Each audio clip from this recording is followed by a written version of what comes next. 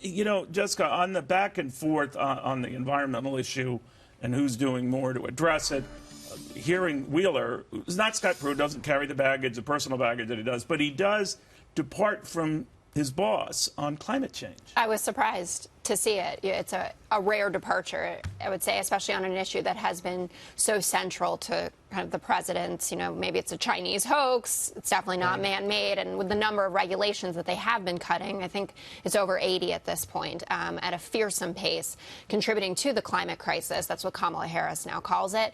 I think it's important to have people like that in the administration, but also to be having the conversation that Democrats are having about what we can do to address it, and that's what AOC and Bernie Sanders are doing with their climate resolution. All right, now their climate resolution is something that even party leadership is a little leery of for the time being, in that it can go too far. People will brand it too expensive, and this friction continues. Well, basically, you're saying what will happen with this resolution is what exactly happened with the Green New Deal. I mean, all Mitch McConnell had to do was actually bring it to the floor for a vote to show just how silly and unserious Democrats are.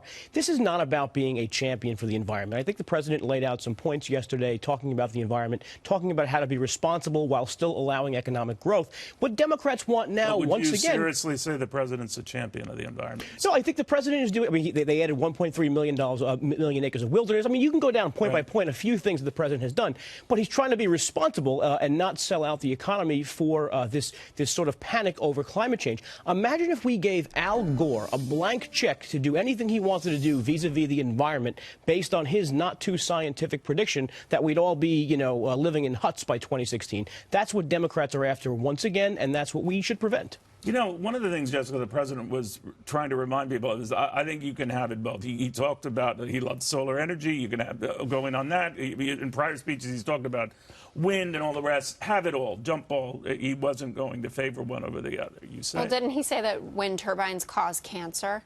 And I know that he said, I love solar, but I would encourage everyone to watch Shep Smith's show from yesterday, because he was live fact-checking the president's comments on climate, and there were a few whoppers, to say the least. This climate resolution will go the same way as the Green New Deal. It is non-binding. It's a conversation starter. It will certainly feed the media narrative about... Wheeler, by the way, in our conversation, had dismissed a lot of the things that the New York Times had raised, quoting these agencies that have a vested interest. We can go in this back and forth. Absolutely. But I am wondering whether you think the administration is unfairly maligned on this subject.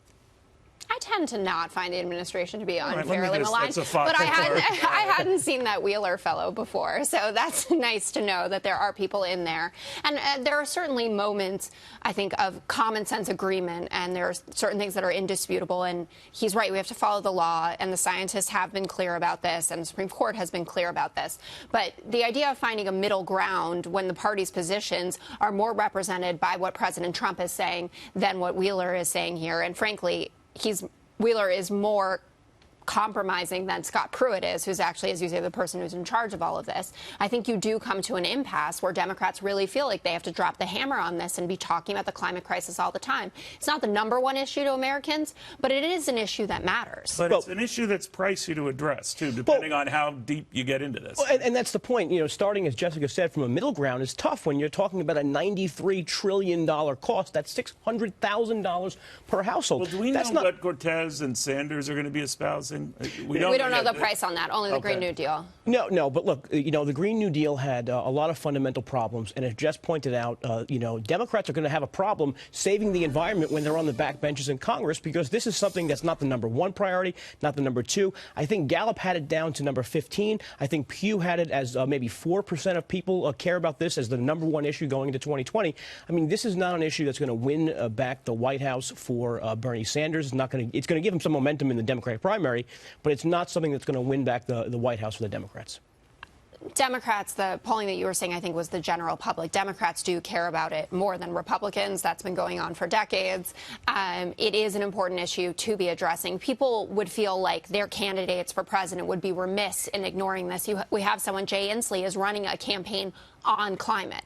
I mean, that is his whole thing. And I thought he performed really well. He was in the first debate the night with Elizabeth Warren. And I think that hammering the progress that they've made in his state because of moving to wind power, solar energy.